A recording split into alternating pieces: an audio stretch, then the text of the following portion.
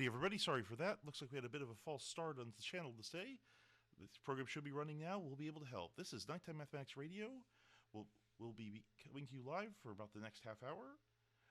If you have any mathematics questions or anything you need help with, please browse over to Night Math Radio at Twitter. So that's at Night Math Radio. We'll try to help you with what we can help you with.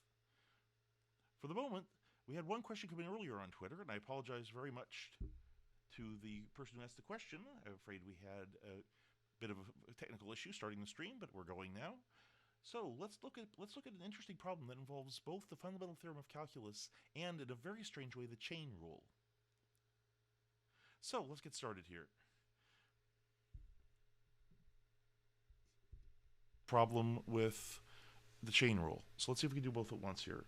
Now remember, the fundamental theorem of calculus says the following. It says if you have an integral from a constant to x of some function, whatever it might be, of some other variable, ds, because you always have some dummy variable inside the integral, and you take a derivative of it with respect to x,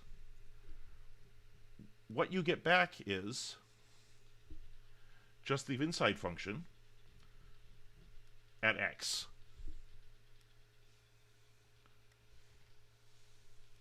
Now, in the question, so for example, let's take a look at this. If you have a derivative with respect to x of the integral from, say, 3 to x, remember, it doesn't matter what that lower constant is. Lower constant can be whatever it likes. Of say, let's make some function up. Square root of 1 minus s to the 5th s cubed ds. Then what you get is just the inside function again. Square root of 1 minus x to the 5th x cubed. But the question that was asked on Twitter was interesting. It was sort of this form, but the upper limit was more complicated. You had d dx of integral from 2 to x squared this time. Square root of 1 minus s cubed ds. Now, what do you do here? We can't just use the fundamental theorem of calculus by itself, because the fundamental theorem of calculus assumes that the upper limit is something sensible. So we have to do something else. What we can instead do is do it in two pieces. We say, well, this looks like, let's, for example, suppose we had some function, f of x is equal to the integral from 2 to x this time, square root of 1 minus s cubed ds.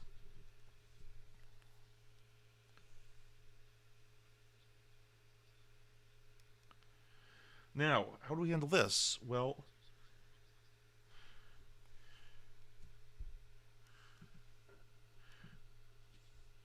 so what do we do this time? Well, all we have to do this time is we say, well, what we're doing is we'd like to take the derivative with respect to x of f of x squared. Well, that's just a chain rule problem. That isn't, let's see,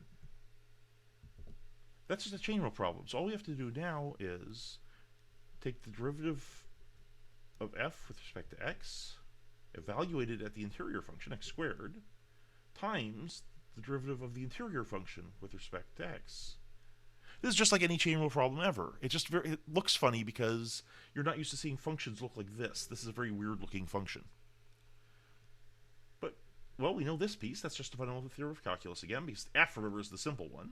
So that's the square root of 1 minus s cubed evaluated at x squared, so 1 minus x to the 6th, times the derivative of x squared with respect to x, or just 2x. So this is just 2x root 1 minus x to the 6th. And we're done.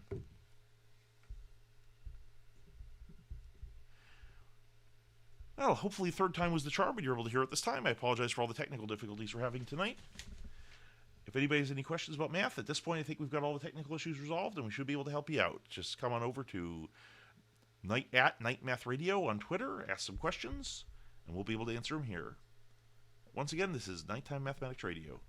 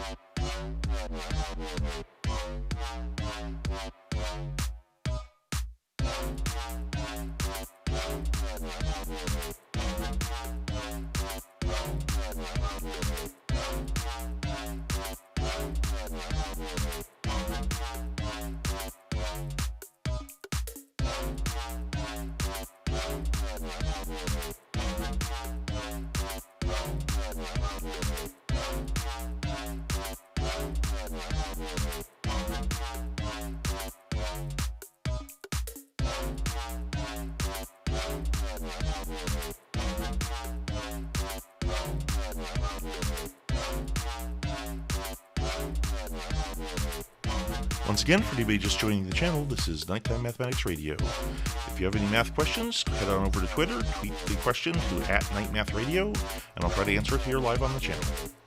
This is Nighttime Mathematics Radio.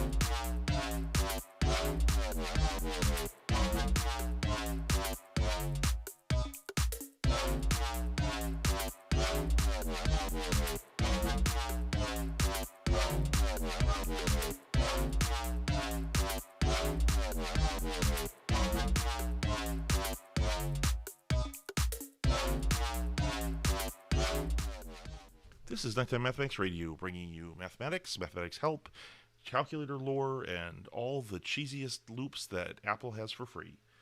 This is Nighttime Mathematics Radio. Okay, as long as we're doing calculator lore, let's do one last thing for the evening and then hang on up. Let's look back at it once again at our incredibly cheap calculator. This is again a very, very cheap calculator. This is a TI 30XA. It is not as capable as the TI 83 Plus or the TI 84, the calculators you often see in schools. That said, it's much, much cheaper. Those calculators typically run over $100. This one runs for about $12. So it's worth seeing what we can do with this calculator. And one thing you can do with this calculator that a lot of people aren't that aware of is statistics. So let's see how this works. Now, what this calculator has, there's a key button on this calculator that most people don't know the use of. The thing that shows sigma plus. And what that does is that says this is a data point added into the data points. So for example, let's say we have 5 numbers. That's tiny for a statistical thing. But say we have 2, 4, 8, 16, and 12. So I'll write this down so you don't forget it. That's 2, 4, 8, 16, and 12. Well, if we want to put those in for statistical purposes, we could say 2 sigma plus. And you notice it says n equals 1. That means, okay, I've seen one data point so far. Say 4 sigma plus, 8 sigma plus, 16 sigma plus, and 12 sigma plus. So now it sees n equals 5. We've typed in all 5 data points. So the question is, okay, now that we've typed in 5 data points, what can we do with them? Well, if you look above some of the numbers here, up in here, we've got some interesting looking statistical functions. Like right above the x squared, we see x bar, which means average of x. So if I go second x squared, it gives us the average of those 5 numbers, which is 8.4.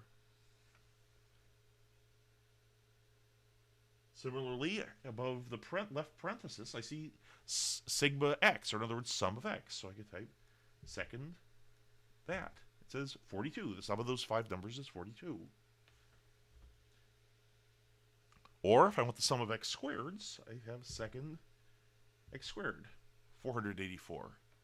Now, is this perfect? No, obviously not. You have no way of looking at the numbers that you've put into your statistical registers. So what that means is, if you make a typo, you will have no way of knowing that you've made a typo, and your answers will simply quietly be wrong. This is not the very best way to do statistics ever. That said, it's not bad. This isn't a terrible way to do statistics, and it will let you do something with it if you have a pile of numbers and nothing better. There's standard deviation sub n and standard deviation sub n minus 1. For those of you who are used to statistics classes, those have two different purposes. One of them is sigma of n, assumes that you've typed in the entire population. Those 5 numbers are the entire data set. This isn't just a sample, this is everything. And in that case, that will actually give you the standard deviation correctly. Most of the time, that's not what you have. In most real problems, you don't have every data point ever, you have a sample. So for example, usually you have it, if you're looking at heights of people, you haven't measured every human being on the planet, you've measured a sample of human beings you were able to study. And in those cases, you don't actually have a mean, you have a sample mean. And there's a problem that if you try to figure out the standard deviation from the sample mean, it will be ever so slightly too low if you do it the normal way. That if you just take the definition of a standard deviation, pretend your mean isn't just a sample mean, but is a mean of the entire population, then your standard deviation will come out slightly wrong. And the reason is your sample mean will be slightly towards the middle of your sample more than the actual mean is likely to be. And it turns out that's easy to correct for. All you have to do is change the formula in a subtle way. Your statistics textbook should talk about this, where you, instead of taking the root mean square of the deviations from the mean, you take this deviations from the sample mean squared, sum them up, then divide, instead of dividing by n, the number of things in the sample, you divide by n minus 1. And it turns out that accounts for the 1 degree of freedom you've lost by having to estimate the mean in the first place. So if I do that, I go second n minus 1, it tells me the standard deviation here is about 5.73. I think if that's the best estimate of the standard deviation you could make if all you have is a sample. And of course, you want to know how many points you put in again. There's second EE gives you 5, gives you the count of n. So this calculator, again, is weirdly capable for such a cheap calculator. This is actually enough calculator to get you through a lot of courses. It doesn't plot, so you can't do graphs here, but most computers have graphers. You don't necessarily want to graph on a calculator. I mean, usually you'd want to graph in at least Excel and possibly in something more professional like R or something similar like that. So at any rate, I'll keep showing ways to use this and other cheaper calculators over the course of these videos. Once again, this is Nighttime Mathematics Radio, and I think it's probably time to end the show for the evening. If you have any questions, feel free to tweet them in. I'll keep trying to answer them live on air. For the evening, this is Nighttime Mathematics Radio, and good night.